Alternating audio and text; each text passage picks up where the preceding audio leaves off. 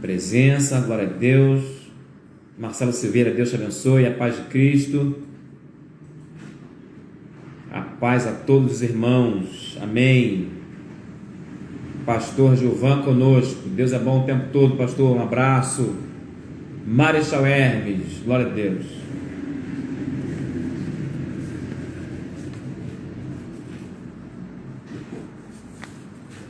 E o tempo passa depressa. São Fidélis, presente conosco na live de hoje.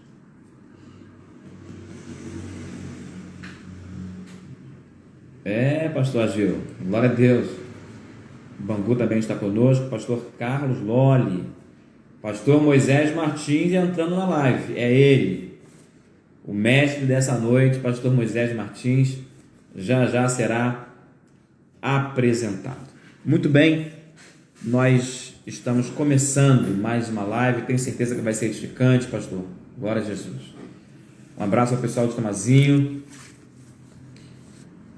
nossa live do Instituto Bíblico Ebenezer, cujo presidente é o bispo doutor Abner de Castro Ferreira, nosso líder espiritual, e a diretora do Instituto é a bispa Marvi Borges Ferreira. A coordenadora geral do Instituto Bíblico Ebenezer é a missionária Ana Helena Dias, e o Instituto já existe há 52 anos. Falamos isso no início das outras lives, precisamos falar aqui novamente, porque é possível que tenha alguém conosco aqui que não estava nem ontem nem anteontem. Você vê que o pastor Carlos Lolli passou falando ali sobre a pavuna? Aqui tem lugar para você. Só o mesmo pastor Carlos Lolli. Muito bem, desde 1969, há 52 anos, o IB já formou mais de 15 mil alunos e atualmente conta com aproximadamente 7 mil matrículas ativas nas modalidades presencial, por correspondência e à distância, cursos básico e médio em teologia, e muito em breve, certamente no próximo ano, no próximo semestre, bacharel em teologia pela FIB, Faculdade do Instituto Bíblico Ebenezer. Glória a Deus. Estão chegando, Iguaba entrou, muito bem. Pastor Misael, a paz do Senhor. Angra dos Reis conosco, sejam bem-vindos, pastores, coordenadores, professores, alunos, visitantes. Deus abençoe a todos. Esta é a live do Instituto Bíblico Ebenezer. Até aqui nos ajudou o Senhor. Pastor Guatura, doutor Guatura, glória a Deus. Vamos lá, pastor. Hoje vai dar tudo certo mais uma vez, em nome de Jesus Cristo. Bem, na quarta-feira, anteontem, pastor Luiz Guatura, que já está conosco aqui na live, pastor Guatura ministrou uma aula magna sobre a reforma protestante e seus aspectos históricos, abordando aí grandes nomes da reforma, não apenas o de Martinho Lutero, mas até alguns que o antecederam. E falou também sobre a Contra-Reforma, ou a Reforma Católica, vindo depois. Fez um apanhado geral. Ontem, o pastor Camilo Mangueira abordou sobre a biografia de Lutero e a Reforma. Então, ele falou especificamente sobre Lutero, e nós ouvimos desde o nascimento até o dia 31 de outubro de 1517. Glória a Deus. Irmã Cleide já chegou, Ana Carolina. Ela já te chamou para a formatura. Vai ter formatura lá na extensão. Muito bem. Itacaré. Glória a Jesus. O pessoal está chegando, as extensões estão chegando. Louvado seja o nome do Senhor. Bem, falamos sobre a quarta, sobre a quinta, e hoje o pastor, professor doutor Moisés Martins, vai ministrar sobre os efeitos da reforma para a igreja contemporânea. Estamos com 35 irmãos, já vamos fazer uma oração? Então, Pai, nós te bendizemos, te louvamos, te agradecemos por tua bondade, Senhor. Muito obrigado por mais este encontro, obrigado porque o Senhor tem estado conosco, obrigado pelas 2 lives que já foram realizadas, e a produção e a transmissão de conhecimento, sem dúvida, foi edificante. Que hoje não seja diferente, que a tua boa mão esteja conosco. Nós pedimos em nome de Jesus. Amém e amém. Muito bem, partilhe essa live, convide seus amigos. Vamos aumentar nossa bagagem de conhecimento com mais um mestre, que eu vou chamar agora. Vamos ver aqui como é que está. Vamos ver se a gente já consegue chamar o pastor, professor Moisés Martins. Ele está... Opa, estou vendo ele aqui. Vamos lá então. Natália Salvador conosco, aluna da extensão da Igreja Mãe. Deus abençoe a Natália e a todos os demais alunos da nossa extensão. Cadê o pastor Moisés? Aí, chegou o servo do Senhor. Paz de Cristo, mestre. A paz do Senhor Jesus a todos e todas que estão conosco, sintonizados nessa live. Tenho certeza que será bênção. Glória a Deus, glória a Jesus. Bem, deixa eu apresentar aos nossos queridos, pastor Moisés, Moisés de Carvalho Martins. Deixa eu ler aqui breve, fazer um resumo do currículo do servo do Senhor.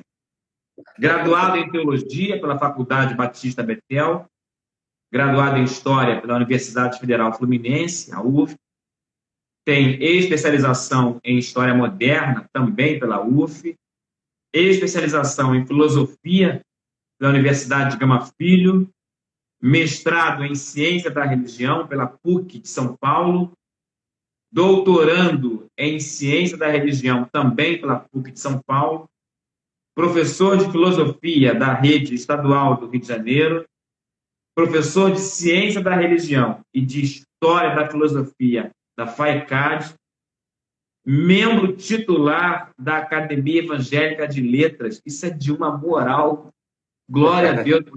Nosso bispo Abel, inclusive, também é membro titular da Academia Evangélica de Letras, professor das extensões do IB, atualmente está ministrando aula sobre profetas menores na extensão que eu coordeno aqui na Igreja Mãe Madureira, e também é membro, faz parte do corpo docente da FIB, Faculdade do Instituto Bíblico Ebenezer, que está em fase de credenciamento pelo MEC, e certamente ano que vem vai dar o ar da graça aí para todo mundo que está na expectativa. Além disso, servo do Senhor, profeta do Altíssimo, membro da Igreja Batista, Filhos do Caminho, Meia. E o que mais, pastor? Faltou alguma coisa? Esposo da Vânia, querida Vânia. Completa o currículo, por gentileza. A paz do Senhor, mais uma vez. Uma boa noite.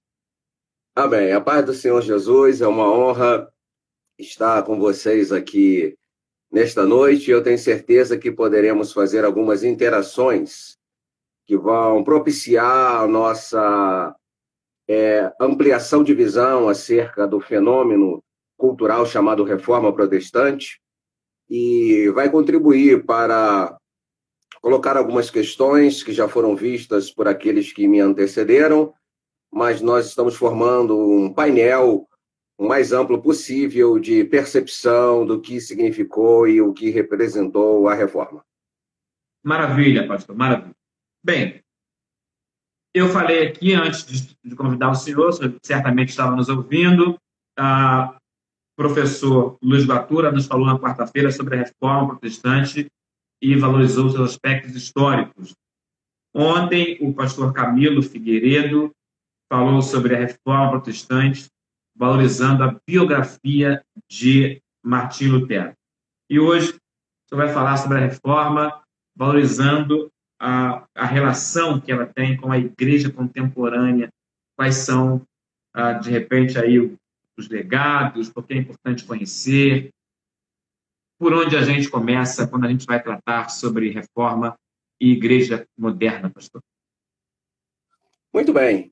Eu quero, num primeiro momento, registrar aqui minha gratidão ao Instituto Bíblico Ebenezer pelo convite gracioso para participar dessa série de conferências sobre o significado e relevância da Reforma Protestante. Obrigado ao professor, pastor, doutor Luiz Batura pela gentileza do convite. Obrigado ao bispo Abner Ferreira, presidente do Ministério Assembleia de Deus de Madureira, e da Convenção Estadual das Assembleias de Deus no Rio de Janeiro. Obrigado à Bispa Marvi Ferreira, diretora-geral do Instituto Bíblico Ebenezer. E obrigado ao pastor Giovanni e à missionária Ana Helena, coordenadora do IB, pela gentileza que sempre tem me tratado. A alegria Quero, nossa. então, agradecer a todos vocês. Amém, amém. A alegria nossa tê-lo conosco e eu me sinto muito honrado de poder partilhar, dividir essa tela. Eu agradeço. A minha lista de gratidão é exatamente essa do Senhor. É exatamente essa sequência aí. Louvado seja o nome do Senhor. Vamos lá. Por onde é que a gente começa quando vai falar sobre a reforma protestante e a igreja contemporânea? Muito bem. O título da preleção a ser proferida nesta noite é Os efeitos da reforma protestante para a igreja contemporânea. O justo viverá da fé. A reforma ainda nos desafia. Alguns eventos históricos são e serão decisivos na formação de um fluxo civilizatório. São aqueles fatos que, com origem, seja na economia, por exemplo, o capitalismo, na política, por exemplo, o absolutismo, ou na cultura, por exemplo, o iluminismo, desempenham um papel deflagrador de novos cenários de vida social, na época em que estão inseridos como ocorrência factual e a posteriori. Nesta categoria de fato histórico, assim definido, podem ser incluídos eventos como o surgimento da filosofia na Grécia Antiga, que nos legou um padrão de racionalidade, a escolástica medieval e, é claro, a reforma protestante, entre outros eventos. A reforma, experiência cultural da era moderna, nasce, como sabemos, na transição da cosmovisão teocêntrica medieval, que foi estigmatizada por uma hegemonia clerical de fundamento católico, para outro paradigma de cosmovisão, a moderna, caracterizada, entre outros fatores, pelo senso de capital importância de valorização da liberdade de questionamento e de expressão para o bem da verdade. Nesta aurora da modernidade, nos séculos XV e XVI, surgem novas posturas intelectuais que se expressam na cultura, através da pintura e literatura renascentistas, na política, com o ideal dos Estados nacionais, e, o que nos importa mais aqui, na teologia, onde o grande acontecimento foi a reforma, um movimento de resgate da integridade bíblica na definição e vivência da fé cristã. Portanto, a reforma é um fenômeno da cultura teológica do mundo moderno europeu, com significativos desdobramentos em todas as áreas do conhecimento humano. Consolida a reforma um novo modo de ser e conceber o mundo, promovendo ideais de liberdade, autonomia intelectual, horizontes de progresso educacional e econômico e, sobretudo, um ideal de restauração das verdades bíblicas como fundamento suficiente e essencial para o exercício de uma fé cristã genuína. São bem conhecidos e difundidos os pilares epistemológicos da reforma protestante.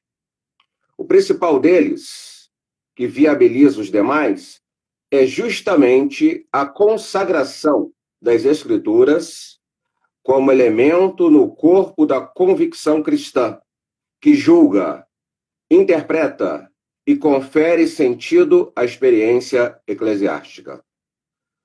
Para a reforma, e isso é preciso frisar, não é a igreja acima das Escrituras. Ao contrário, é a Bíblia Sagrada acima da igreja. Não é a igreja que confere autoridade ao texto bíblico. É sim o texto bíblico respeitado e acatado que confere veracidade e autoridade à igreja.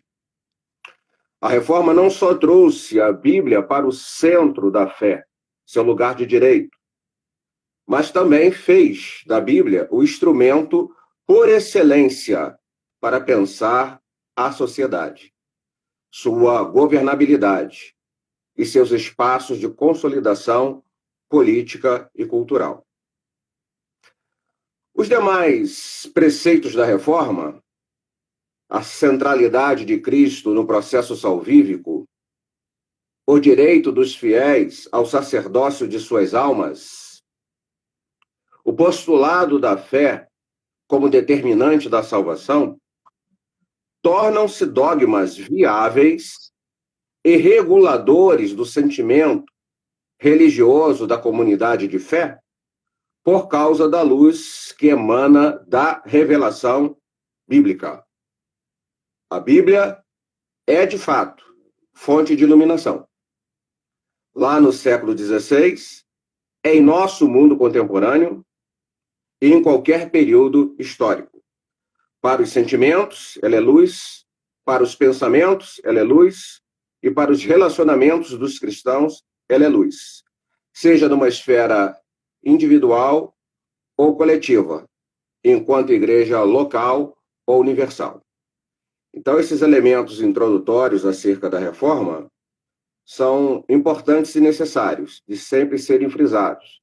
Ela não só representa uma expressão extraordinária no corpo da realidade ocidental, na historicidade do mundo ocidental, na dinâmica do mundo ocidental, ela influencia rumos civilizatórios no Ocidente, e depois isto se desdobra em outras esferas geográficas também, em áreas do planeta, e ela é, sobretudo, um elemento de fundamental importância para a redefinição da identidade cristã, tal qual ela deve ser definida em termos de coerência e substância bíblica.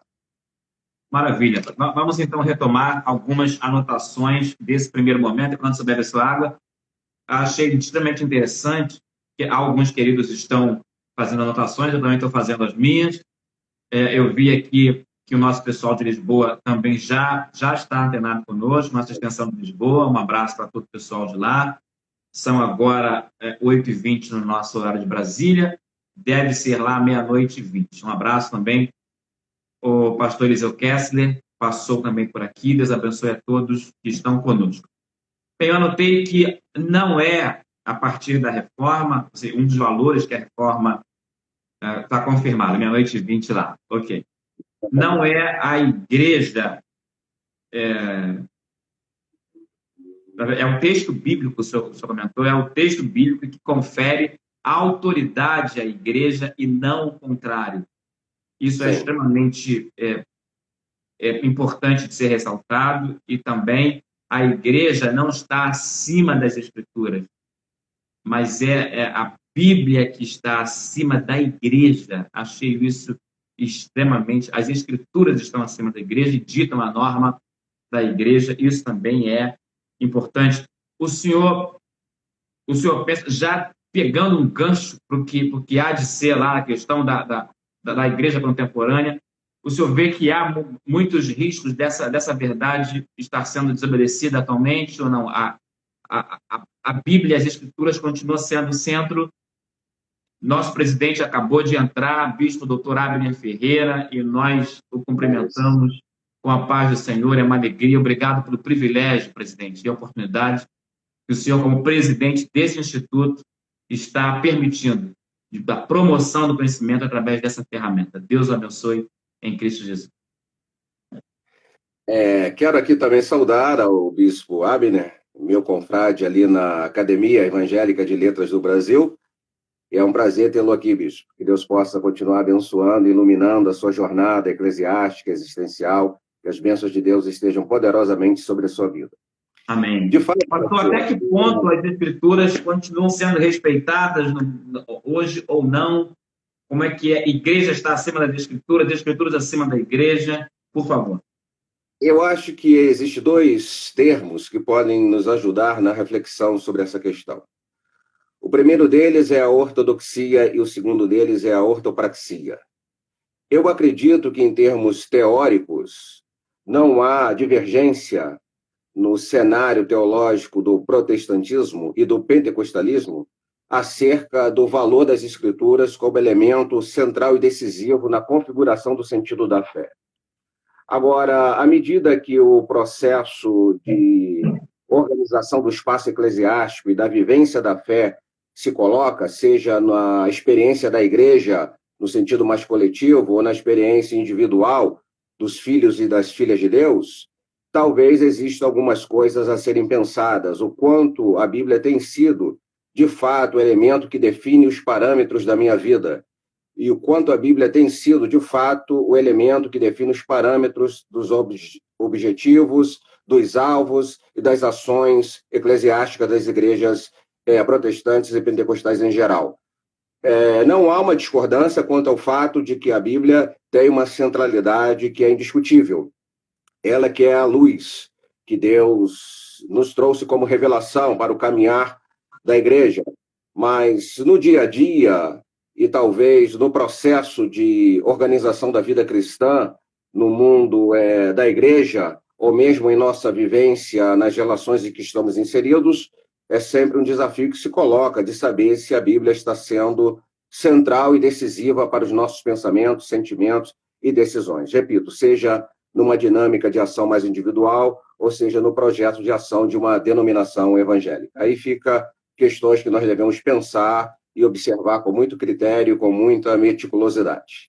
Na teoria, então, na ortodoxia, no conceito, o entendimento é esse, as escrituras são realmente soberanas. Sim. Na prática, é que algumas vezes a relevância não é... A coisa é subvertida e ela não apresenta esse mesmo grau de consistência que tem no mundo da teoria, no mundo da praxis ou da prática da ação, ou seja, ministerial, ou seja, mesmo da ação mais coletiva desse corpo de Cristo chamado igreja. E aí nós precisamos estar atentos para que não haja uma ruptura ou não haja uma tensão problemática entre aquilo que nós professamos como sendo o sentimento mais fundamental de fé e aquilo que praticamos no dia a dia em nome do exercício dessa fé. Amém, amém. Antes de eu prosseguir com essas anotações, eu gostaria de chamar a atenção também para uma outra fala sua extremamente impactante, que é a Bíblia como elemento norteador de pensamentos, de sentimentos e de relacionamentos para o homem. Sim. Na verdade, a Bíblia, ela contém uma possibilidade de formação de uma cosmovisão muito segura sobre vários temas da vida social. Podemos extrair da Bíblia reflexões sobre o mundo da arte, sobre o mundo da sociologia, sobre o mundo da política, sobre o mundo da cultura, sobre o mundo do relacionamento familiar, sobre as expressões de sexualidade, sobre princípios filosóficos. A Bíblia é uma enciclopédia extraordinária de possibilidades de construção de sentidos de pensamento e aplicação deles no espaço da vida social. Não há dúvidas em relação a isso. A Bíblia foi fonte de produção literária, a Bíblia inspirou filósofos, a Bíblia serviu como modelo para constituir bases de formação educacional, a Bíblia alimentou o imaginário de cientistas sociais, cientistas da área de ciências humanas. Então, a Bíblia é um rico manancial de possibilidades teóricas de compreensão da condição humana e da forma como essa condição se coloca no espaço social, das relações que se constituem a partir da arte, da filosofia, da economia, da política. A Bíblia é um livro realmente preparado para formar um processo civilizatório extraordinário, um processo civilizatório identificado com a vontade de Deus, creio assim. Então, ela é uma fonte permanente de possibilidades de reflexão. Ao mesmo tempo, ela constrói também sentimentos em nós. Ela estabelece, não só por uma ação subjetiva, mas real e poderosa do Espírito Santo em nós, mas também pelos princípios que ela ensina e que são capazes de adentrar o nosso ser e formar em nós percepções e sentimentos diante da realidade que sejam compatíveis com os valores do reino. E a Bíblia também coloca muito claramente parâmetros para o exercício de uma vida existencial correta nos relacionamentos no contexto da família ou da sociedade como um todo, no espaço do casamento. Então, olhar a Bíblia atentamente é ver que ela tem resposta para as grandes questões da vida, não só no sentido mais místico ou no sentido mais individual, das opções que o indivíduo faz diante do viver, mas até mesmo para formar e construir uma dinâmica social que seja marcada por justiça, por paz e por outras manifestações de virtude.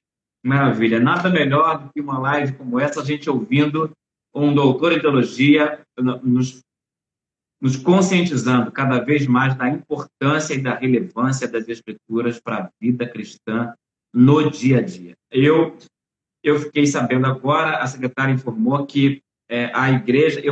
mais cedo eu ouvi esse comentário, pastor, que algumas igrejas estavam pensando em reunir o grupo na igreja para assistir a live. Isso está acontecendo, pelo menos, na nossa igreja no Grajaú. Eu quero cumprimentar a todos os irmãos que estão no Grajaú, em nome de Jesus Cristo, e que essa live seja edificante até o final.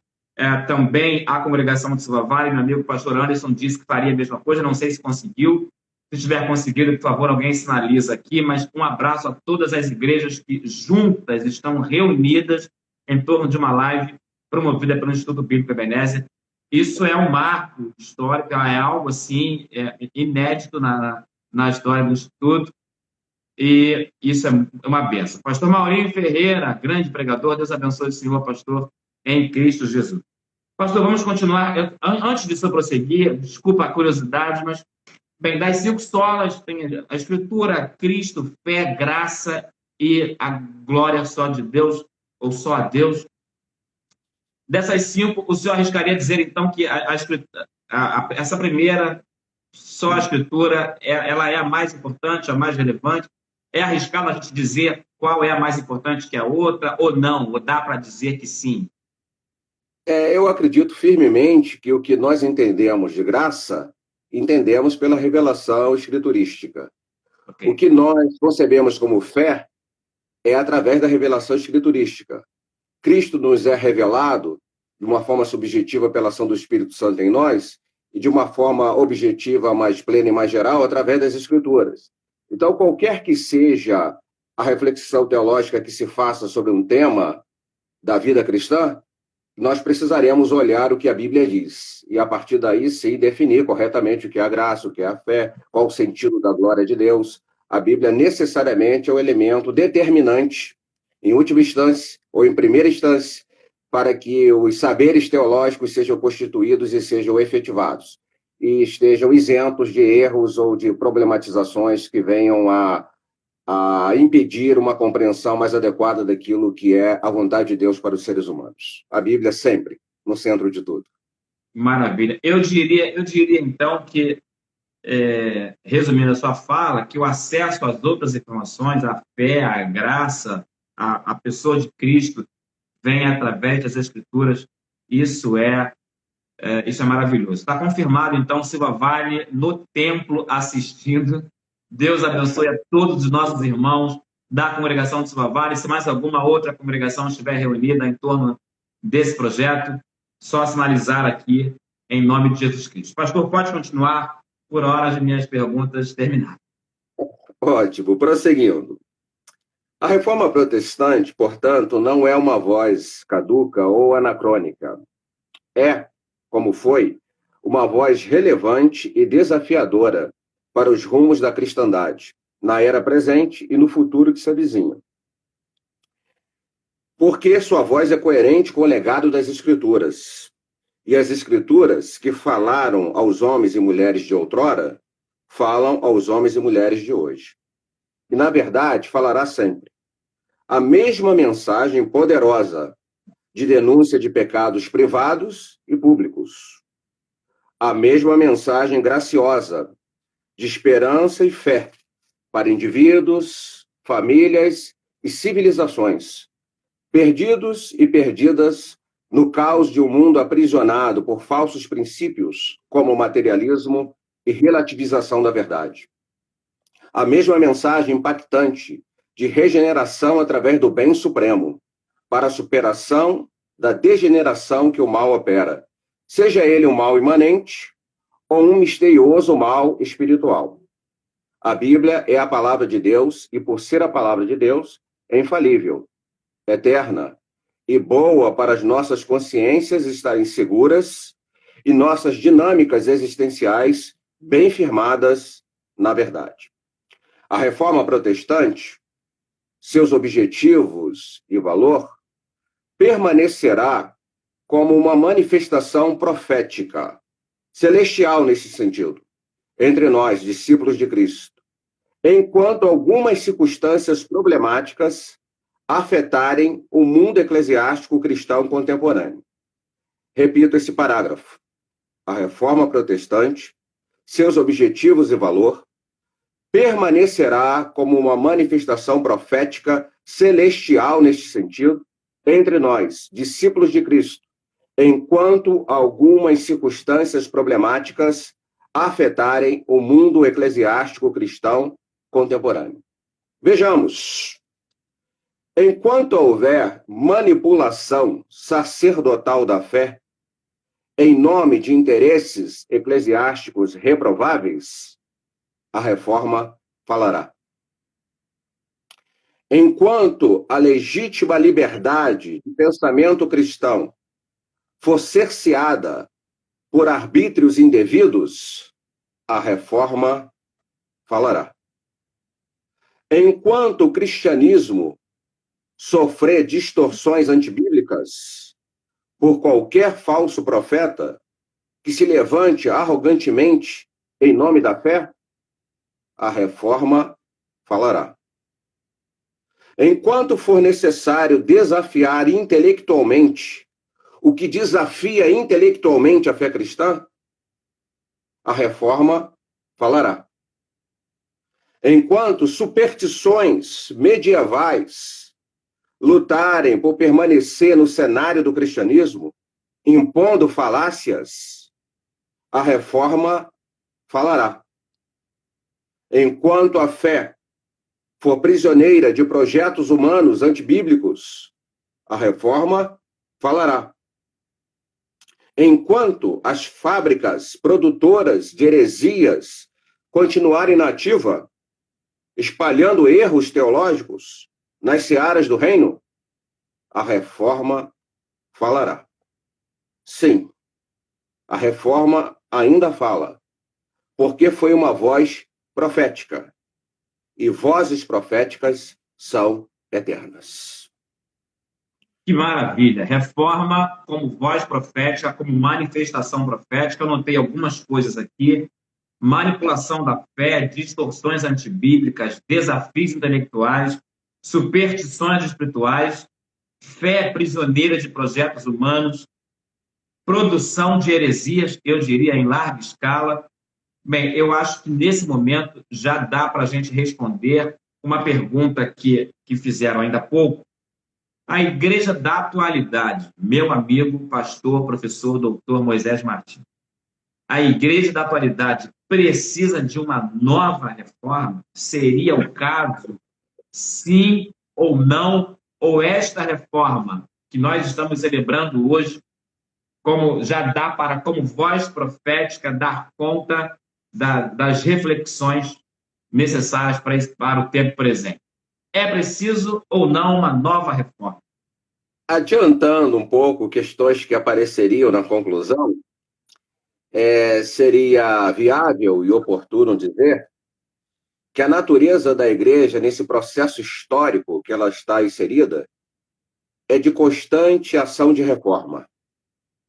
Nunca deveríamos imaginar que haveria a possibilidade de um tempo dentro da história, a não ser quando a igreja sair da história e for para a realidade celestial, que ela não precise de um sentimento de autocrítica, que ela não precise ter uma capacidade de avaliação, não só das suas virtudes, mas também dos seus erros. Então, a reforma é uma questão de ser uma postura que acompanha a igreja permanentemente, como sendo uma possibilidade efetiva de interferir naquilo que não está funcionando adequadamente, e o funcionamento adequado está relacionado à submissão, ao grau de submissão que a igreja tenha aos ditames das Escrituras. Quanto mais próximo da realidade bíblica, menos problemas a igreja vai apresentar. Quanto mais distante, mais problemas ela vai apresentar.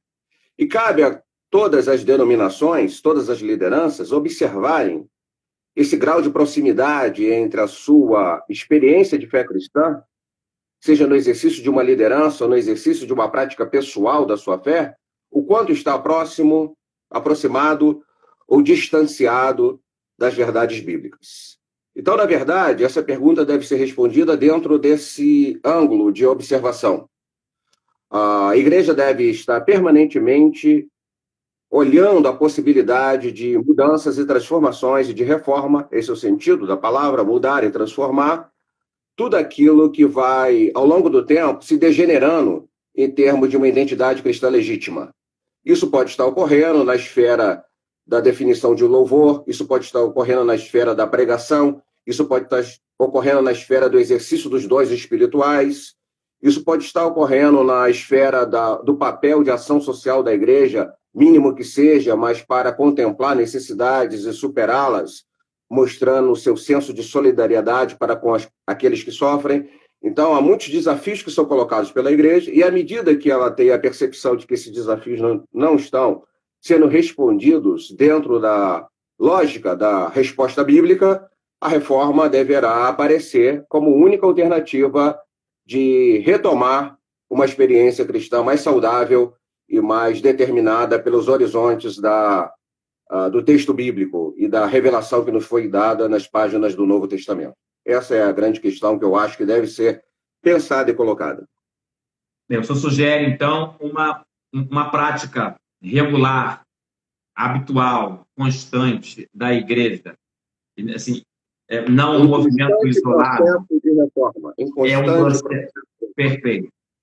É como a ideia da santificação, porque nós estamos num processo de santificação e não em estado perfeito de santidade. Estado perfeito de santidade só no céu. Nós estamos num processo de santificação. E esse processo deve crescer, deve avançar, deve ser bem consolidado. Da mesma maneira, a igreja está num processo, está dentro da história. É formada por seres humanos que ainda são capazes de manifestações contraditórias em relação àquilo que o texto bíblico ensina e aquilo que é a vontade soberana de Deus através da pessoa do Espírito Santo. Então, tendo essa consciência, que me parece uma consciência sensata e lúcida, a igreja deve agir sempre com a possibilidade de uma ação de reforma. Então, o tempo todo, ela está observando aquilo que precisa ser alcançado por uma mudança e por uma transformação. Perfeito. A Marcílio Batista está fazendo menção ao texto de Paulo, a igreja em Corinto, examine-se, pois, o homem a si mesmo. É a auto-reflexão, o feedback próprio, é exatamente isso. Então, já está dada a resposta da pergunta. A igreja precisa de uma nova reforma? Sim, o tempo todo. Perfeito. Perfeito. Pode prosseguir, professor. Eu prossigo, então, nessa hora, chamando Lutero para a nossa conversa. Então, Lutero se fará presente aqui pela memória que deixou. E ele diz algumas coisas que são importantes. Lutero, um dos grandes pensadores da Reforma, nos legou reflexões oportunas ao dizer. Eu quero destacar aqui duas palavras, dois conceitos e duas ideias defendidas por Martinho Lutero. Ele disse: simplesmente ensinei, preguei, escrevi a palavra de Deus. Não fiz mais nada. A palavra fez tudo. Que lucidez cristã extraordinária. De fato, é a palavra que faz tudo. A palavra nos faz. E o que fazemos, fazemos por causa dela. A nova natureza que está em nós é por causa do poder da palavra. Seja a palavra escrita ou a palavra viva Jesus. Ou a palavra encarnada Jesus. Há uma dupla acepção de palavra nas páginas do Novo Testamento. É a palavra encarnada, que é Jesus, e a palavra que é o texto bíblico. E estão em perfeita coerência essas duas dinâmicas de entendimento da palavra, Jesus e a palavra escrita. Então, a operação do Espírito de Jesus em nós, os ensinamentos que ele nos deixou, esses dois elementos, vão nos constituir com a possibilidade de um exercício espiritual legítimo aos olhos de Deus, e, consequentemente, também um exercício ministerial que deriva desse exercício espiritual bem consolidado para ter também o seu exercício bem efetivado. Ninguém será um bom ministro se não for efetivamente um bom cristão. Ninguém dará conta de um exercício ministerial se não der conta da sua própria vida espiritual. A vida espiritual, no primeiro momento, no primeiro plano, é o que nos coloca em condição de qualquer exercício ministerial. O exercício ministerial virá como consequência de uma vida espiritual que honra a Deus, de uma vida espiritual compromissada com as Escrituras, uma vida espiritual que pode até errar, mas se arrepende com sinceridade e retoma o caminho de forma devida para exaltar ao Pai, ao Filho e ao Espírito Santo. Lutero diz uma outra coisa, sei que você já quis falar, né?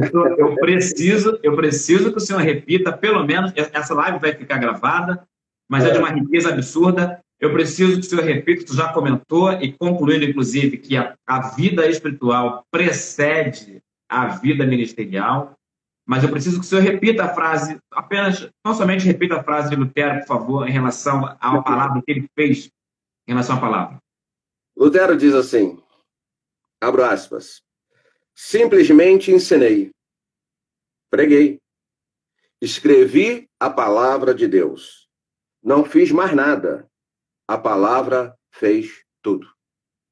Glória a Deus. O pastor Anderson, o pessoal de Suavari deu glória aí ou não, pastor? Pelo amor de Deus, cadê o pastor da igreja do Grajaú? Isso é para dar glória, é para aplaudir de pé, igreja. Pode continuar, pastor, por gentileza. Uma outra declaração de Martinho Lutero diz assim, a paz, se possível, mas a verdade a qualquer preço. Meu Deus. O primeiro compromisso da igreja é com a verdade. Se a verdade soa agradável, amém. Se ela não soa agradável, amém também. Sempre a palavra. A palavra de Deus é soberana. A palavra de Deus é pública. A palavra de Deus é para todos. A palavra de Deus vai incomodar. A palavra de Deus vai desafiar. A palavra de Deus vai desconstruir cenários. A palavra de Deus vai impactar civilizações. A palavra de Deus vai trazer exigências de mudança.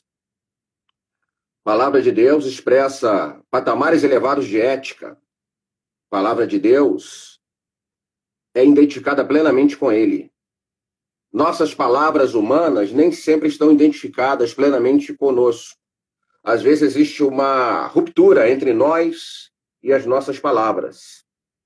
Não vivemos uma plenitude de harmonia entre o que falamos e o que vivemos. Mas em Deus é perfeita essa harmonia entre o que Ele é e o que a palavra dele diz. Por isso é possível dizer que a palavra de Deus expressa Deus. Não só porque nasce dele, mas porque também tem com ele uma conexão perfeita. Deus se expressa vivamente, efetivamente, através da sua palavra. E a palavra dele, proclamada, dita, é ele se expressando. Não é apenas um texto literário. Há um mistério na Bíblia, há um mistério na palavra de Deus. Ela é estabelecida por Deus para criar realidades espirituais. E por que ela cria realidades espirituais? Pela perfeita identificação que há entre ele, Deus, e a sua palavra. Então, quando a palavra nos chega, é a presença de Deus chegando até nós, para mudar, para transformar, para libertar, para curar. Há um poder extraordinário na palavra. Lutero, então, diz, a paz, se possível. A harmonia, o diálogo, tudo isso é muito positivo e muito construtivo para uma vida social. Mas a verdade é uma exigência que se coloca. Ela é tão importante que Jesus achou que seria adequado definir a verdade com a pessoa dele. Eu sou o caminho, a verdade e a vida. Então, ele estabeleceu também uma conexão inseparável entre ele e a verdade. Um outro reformador importante é o Calvino, e eu gostaria de citar aqui duas palavras também do Calvino interessantes para a nossa reflexão. Em uma ele diz, é só a fé que justifica, e cremos na justificação pela fé. Mas ele diz assim, mas a fé que justifica não fica só na fé. Repito a frase. É só a fé que justifica. Mas a fé que justifica não fica só na fé. Ela se desdobra em atos, em posturas, sejam em nossos relacionamentos interpessoais, ou seja, na elaboração de um espaço social mais amplo, onde essa possibilidade se coloca através do nosso exercício existencial. E ele diz também, abro aspas, nada é mais intentado por Satanás do que impregnar nossas mentes, ou com dúvidas, ou com menosprezo pelo Evangelho. Então, o Evangelho deve ocupar um lugar de destaque no nosso coração, na nossa mente e no nosso caminhar. A reforma, portanto, significou uma intervenção soberana do Deus que participa da história humana, para dar possibilidade que essa história se concretize com beleza e dignidade, através de seus santos mandamentos, geradores de ordens e virtudes. Quais os efeitos, portanto, da reforma no contexto da igreja atual? Bem, quando o senhor vai responder essa pergunta, que o senhor mesmo se faz, o senhor vai antecipar a resposta para o Samuel, como a reforma contribuiu para o pensamento moderno. Vamos lá.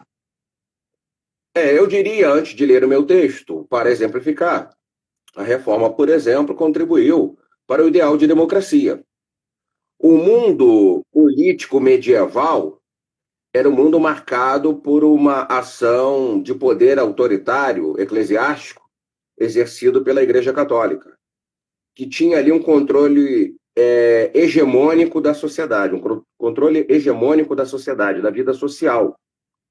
E com a reforma, você tem já uma possibilidade de um pensamento que se coloca de forma diferente no espaço social. A reforma já chega motivando a diversidade de pensamento e a possibilidade do exercício democrático. E em seguida nós vamos verificar que algumas experiências de organização do espaço social, político e econômico na Europa moderna, sob influência do protestantismo, vai se caracterizar por uma busca de um ideal republicano e de um ideal democrático. A reforma também contribuiu, antes de ler aqui o meu texto, para o progresso e o avanço da educação, na medida em que ela coloca a Bíblia como texto fundamental de exercício da fé do cristão. Era preciso que esse cristão tivesse a possibilidade de ler o texto bíblico. Não faria sentido ele ter o texto bíblico e não poder ler o texto bíblico. Então, a reforma vai impulsionar todo um projeto de alfabetização no mundo europeu, da era moderna.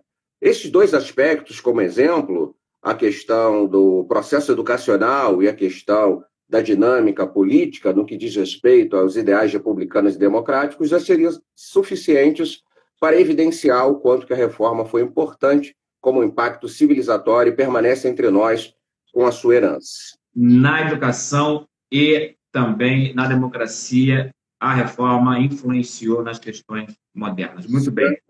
Certamente. Quais efeitos, portanto, da reforma no contexto da igreja atual? O que fazer diante do legado da reforma? Como atualizar a reforma em nossos espaços litúrgicos cristão-pentecostal?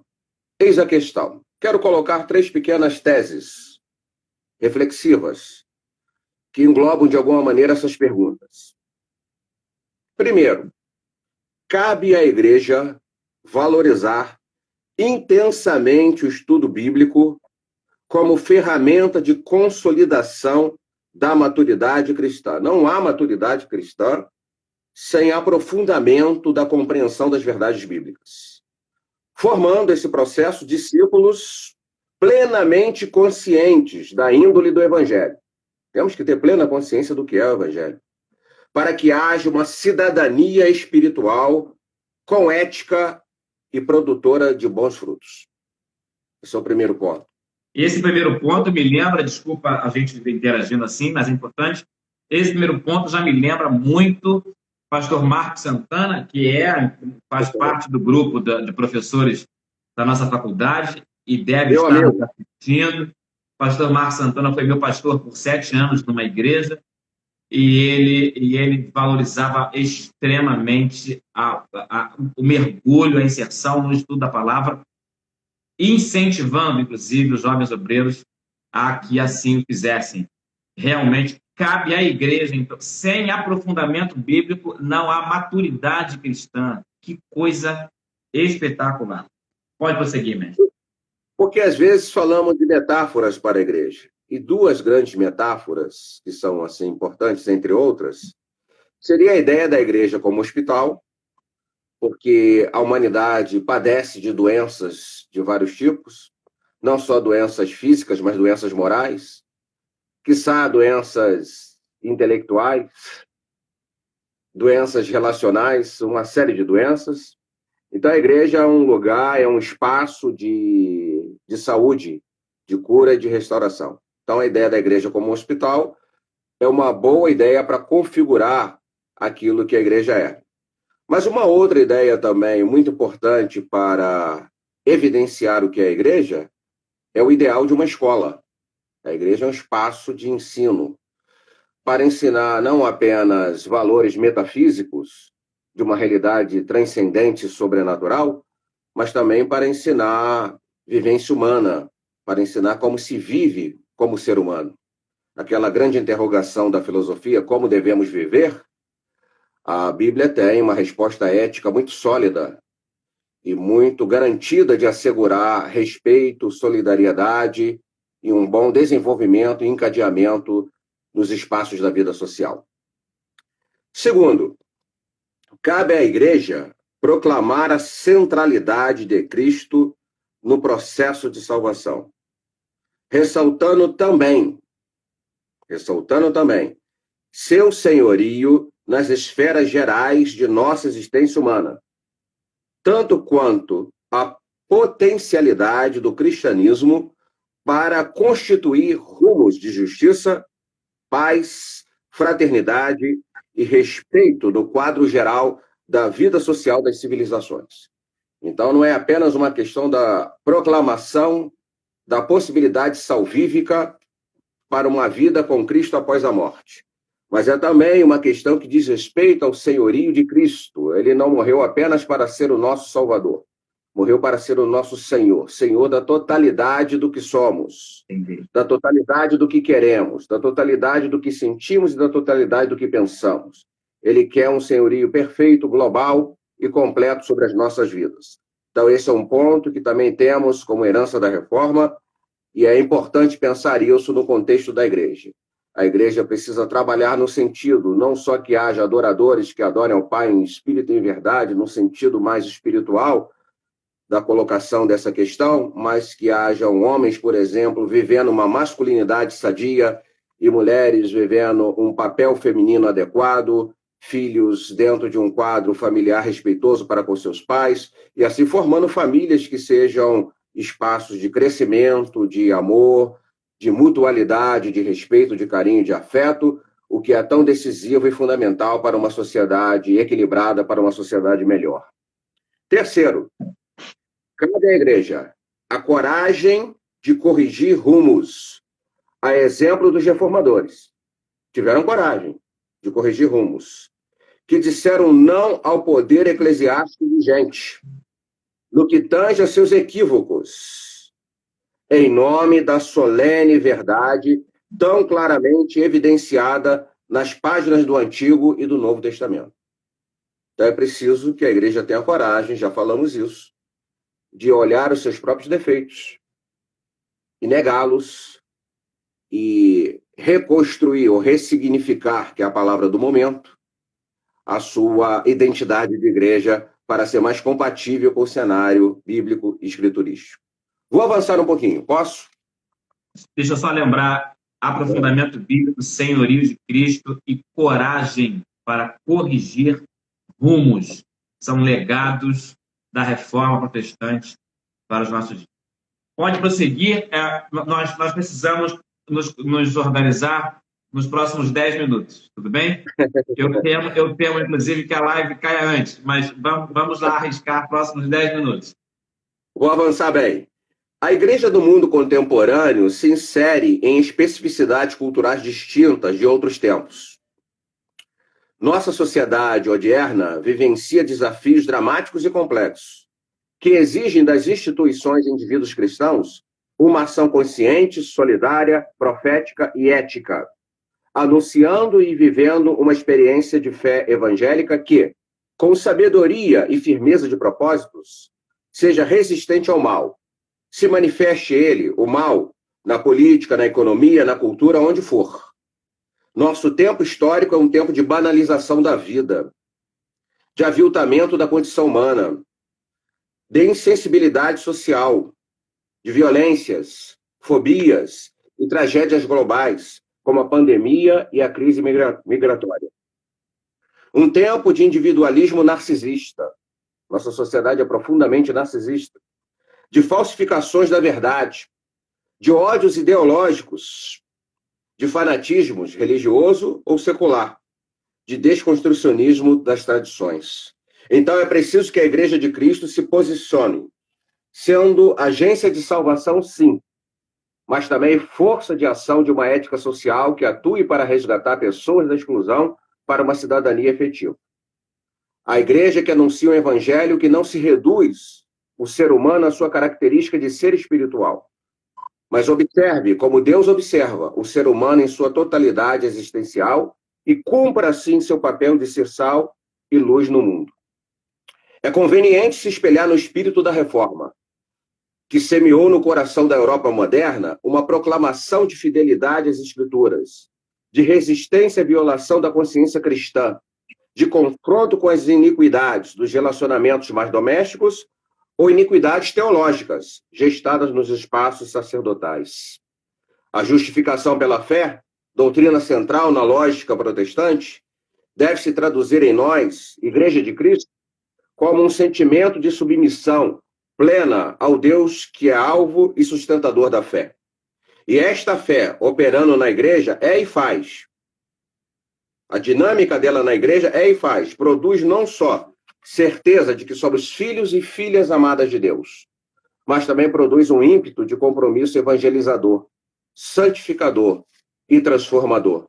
A Igreja de Cristo é chamada por Ele para evangelizar, santificar e transformar o mundo, através de oração, testemunho da palavra, solidariedade com os que sofrem, firmeza doutrinária, diálogo respeitoso na sociedade, amor perseverante e reconhecimento dos seus erros e busca de aperfeiçoamento, o que se viabiliza com o espírito e com a cosmovisão da reforma. Concluindo, a história da igreja é ela mesma uma história de reformas. O movimento apostólico foi uma reforma na cultura religiosa de então, inserindo o mistério de Cristo em uma herança de estrutura judaica. A patrística foi uma reforma, aprofundando os temas do pensamento cristão para uma melhor clarificação de seu sentido. A escolástica foi uma reforma que compatibilizou fé e razão, filosofia e teologia, na perspectiva bíblica. O pietismo foi uma reforma diante do intelectualismo árido de uma certa ortodoxia luterana. O pentecostalismo foi uma reforma que restaurou a essencialidade da doutrina, pessoa e poder do Espírito Santo atuante na igreja. Sim, a igreja vive de reforma em reforma. E isto é obra de Deus para trazer o corpo de Cristo para o núcleo do evangelho, quando os caminhos forem erráticos. Foi assim no século XVI.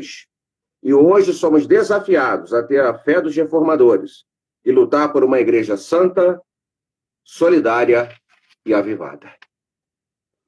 Com você a palavra. Meu Deus, santa, solidária e avivada. Eu vou aqui, eu vou fazer as anotações para fazer as intervenções, mas em algum momento eu preciso deixar o senhor falar, porque é um pensamento, e alguém comentou aqui, com que maestria e que facilidade de colocar e de debruçar o conhecimento. Louvado seja Deus pela sua vida. A igreja precisa ser santa, solidária e avivada, e eu diria, retomando a sua fala, 2 compromissos da igreja: ser agência de salvação. Sim. E ser força influenciadora no meio social. Toda a igreja precisa desse desafio, e é interessante só nos dizer, de novo, respondendo, a gente precisa de reforma sempre. A história da igreja ela tem sido construída de reforma em reforma. E aí, assim, isso nos dá... Alguém fez uma pergunta aqui. É possível dizer que a reforma foi motivada por fatores econômicos e sociais? O que o senhor diria em relação a isso? Bem, eu acabo concluindo que assim, Deus, sempre foi o grande orquestrador de qualquer movimento aqui embaixo. Mas aqui, fatores econômicos e sociais apenas? Me diga, mestre. Eu posso ser bem objetivo nessa resposta. A reforma teve modificações teológicas, sim, na mudança de paradigma de interpretação do sentido da fé cristã. Isso não se discute. A reforma também teve motivações econômicas. Nós vivemos uma época de transição do feudalismo para o capitalismo na Europa E no mundo medieval não havia espaço para a consciência capitalista se efetivar, porque a Igreja Católica, inclusive, ela satanizava, por assim dizer, a experiência do lucro. Foi a reforma que deu espaço para que houvesse a ideia de um lucro justo no espaço social. Max Weber, o grande sociólogo alemão, no livro dele, A Ética Protestante e o Espírito do Capitalismo, explica isso logo no início do livro, mostrando que as regiões da Europa com influência protestante tiveram maior desenvolvimento capitalista. Então, não é absurdo considerar que a reforma teve claramente um diálogo com o mundo econômico em transição, assim como a questão política nos estados nacionais e na defesa que alguns príncipes fizeram da reforma. O processo político e econômico anda junto com o processo teológico. Glória a Deus. Bem, então, não é errado afirmar que houve sim influência. Nós, na primeira da live do Dr. Boatura, nós chegamos a considerar, inclusive, vários aspectos. Teve o aspecto político, ele falou sobre isso, aspecto econômico, social, e não apenas o aspecto espiritual da reforma. Pastor, uma aula maravilhosa, o nosso tempo acabou, são 21 horas e 4 minutos, a gente precisa encerrar.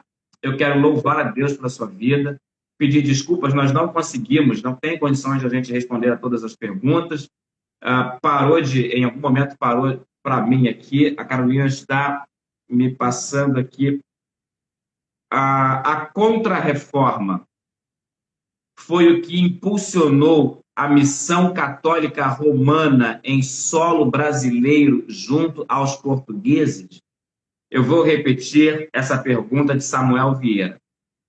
A Contra-Reforma foi o que impulsionou a missão católica romana em solo brasileiro junto aos portugueses? Sim ou não? Essa é a última pergunta para a gente encerrar a live de hoje. Acho que a Contra-Reforma teve um papel decisivo a partir do momento que ela ocorreu para o avanço do catolicismo, sobretudo tendo em vista o fato de que agora é preciso lidar com uma concorrência de reflexão da fé cristã, que seria o protestantismo. E a Contra-Reforma é um movimento muito bem articulado pela Igreja Católica para fazer a defesa dos seus dogmas e desafiar o protestantismo no que diz respeito à sua lógica. Então, a resposta afirmativa seria de bom tamanho. Perfeito. Samuel está respondido. Muito bem. Alguém perguntando se essa live fica salva? Sim, vai ficar salva e vai ser disponibilizada não apenas aqui no canal do Instagram, do Instituto Bíblico Ebenezer, mas também na página do Facebook. Eu quero louvar a Deus pela sua vida, meu amigo, meu professor, pastor Moisés Martins. Quem quiser ouvir pastor Moisés Martins ao vivo, segunda-feira, ele vai estar aqui na Igreja Mãe, aqui em Madureira, Carolina Machado, 174, ministrando sobre profetas menores. Eu aguardo o senhor aqui a partir das 19 horas. E eu quero louvar a Deus pela vida do Bispo Abner, mais uma vez agradecer o privilégio, Bispo Marvi e a missionária Ana Helena, nossa coordenadora. Deus abençoe a cada um. Um abraço a todos os irmãos, a todos os pastores, a professores, alunos que nos acompanharam, e também, em especial, aos pastores de Silva Vale e do Grajaú, que reuniram as suas congregações em torno deste trabalho. Deus abençoe a cada um. Carolina, pode encerrar? Tem mais alguma coisa para citar? Não, pastor. Suas considerações finais. O pastor Boatura já passou por aqui, ele parabenizando. E a missionária Helena também está dizendo que live, que bênção. Então, as suas considerações finais, por favor. Agradeço a todas e todas, espero que essas contribuições tenham sido significativas e positivas para vocês. Deixo aqui o conselho do apóstolo Paulo, examinar tudo e reter o que é bom.